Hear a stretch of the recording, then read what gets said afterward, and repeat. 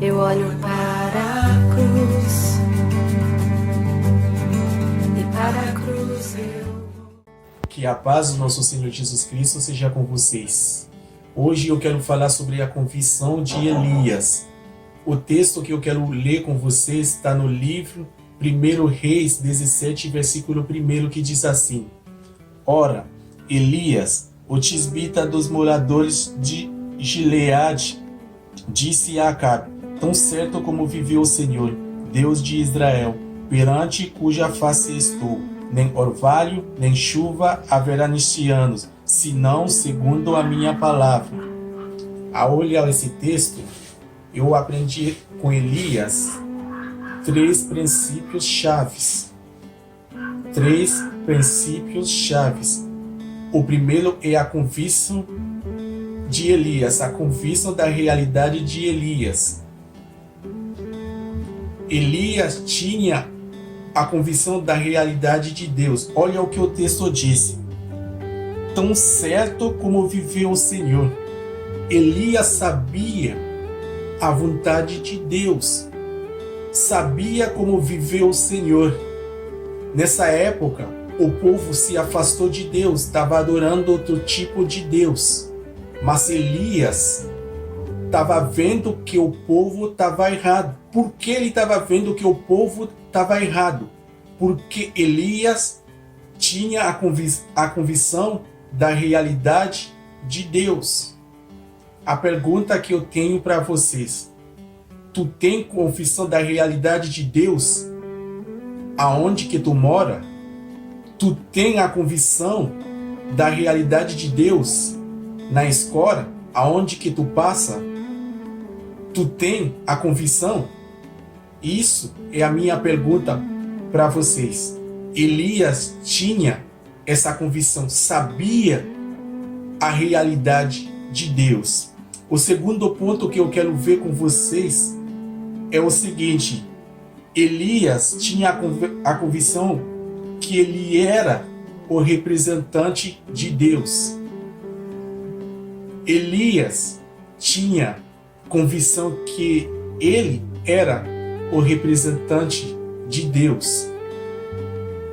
Ele representou Deus diante do rei Acabe. Olha o que o texto disse, o seguinte: tão certo como viveu o Senhor Deus de Israel, perante cujo face estou. Elias sabia que ele estava diante de Deus. Elias sabia que Deus estava com ele. Elias sabia que ele era um instrumento nas mãos de Deus. A minha pergunta que eu tenho para vocês: tu tens a convicção que tu és o representante de Deus nessa terra? Tu tem convicção que tu és representante de Deus na escola, no seu trabalho, dentro da sua casa? Tu tem essa convicção? Então Elias tinha essa convicção. Ele agiu. Ele foi lá até no palácio do rei Acabe. Ele foi para resolver o que tem que ser resolvido. O terceiro princípio que eu aprendi é o seguinte: Elias tinha a convicção do poder de Deus que estava na sua disposição. Olha o que o texto disse: nem orvalho, nem chuva haverá neste ano, senão segundo a minha palavra. Quando Elias falou segundo a minha palavra, não é a palavra dele, mas é a palavra de Deus. Vamos ver lá no livro Deuteronômio 11, versículo 16 a 17, o que disse: Cuidai para que o vosso coração não engane, e desviando vós servais a outros deuses, e vos prostrei diante deles.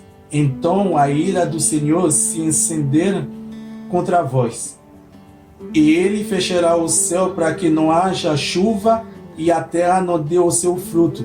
E cedo desaparecereis de boa terra que o Senhor vos dá. Olha aonde que Elias achava essa palavra. Então não foi a palavra dele, mas foi a palavra de Deus mesmo. Mas mesmo assim, Elias não olha para essa palavra e chega lá até o rei e diz: é isso que Deus disse. Não. Olha o que o livro Tiago disse. Tiago 5, versículo 17. No livro de Tiago, o Tiago falou que Elias era um homem semelhante a nós. Isso, tu precisa saber isso. Elias era um homem semelhante a nós. E Elias orou 3 anos e 6 meses para não chover. Mesmo se a palavra de Deus foi relatado, mas mesmo se ele orou, hoje as promessas de Deus estão na Bíblia. Não só dizer, a promessa aí declara a promessa de Deus, mas tu precisa orar em cima deles. Não é só dizer também, Deus pode salvar uma pessoa, eu não vou dizer nada porque Deus é... Não, tu precisa orar para essas pessoas. Então, Elias era um homem de oração, mas a oração dele baseou na palavra de Deus. Então, nossa oração precisa basear na palavra de Deus também. Nossa oração precisa se basear na palavra de Deus. Então, tenho alguma pergunta para vocês.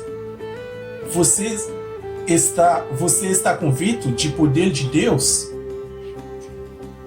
Deus vivo é uma realidade no seu dia a dia?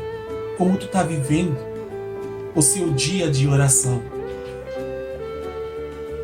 Se vive, assuma a atitude condizente, permitindo que Deus haja através de você para transformar a sua casa, a sua família e essa nação.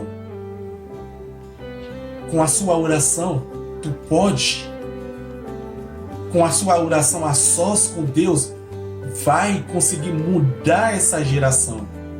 Seja um homem, uma mulher, uma criança, um jovem de oração.